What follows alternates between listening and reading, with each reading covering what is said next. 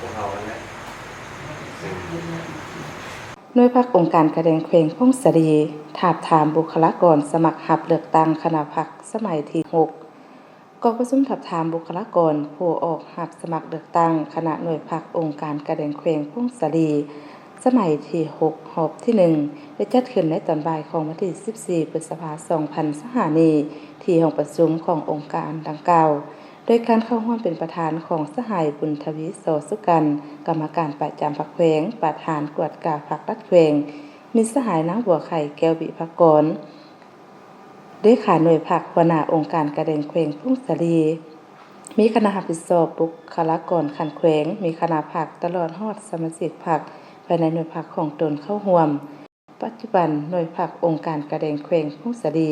มีคณะพรรค3สหายหญิง2สหายมีสมาชิกพรรคทั้งหมด15สหายหญิง11สหาย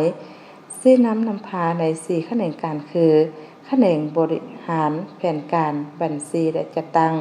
แขนงโฆษณาขนขวายแหล่งทุนและบรรเทาทุกข์แขนงส่งเสริมสุขภาพและแขนงศูนย์เลือดที่เคลื่อนไหวเกาเวียก7หลักการพื้นฐานของขบวนการกาแดงและ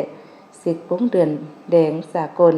ในกองประชุมยังได้เผยแพร่เอกสาร4บทและข้อห้ามของสมาชิกพรรค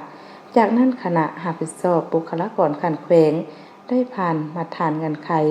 ผู้ออกรับสมัครเลือกตั้งคณะหน่วยพรรคสุดใหม่และแจกจ่ายบัตรทับทาม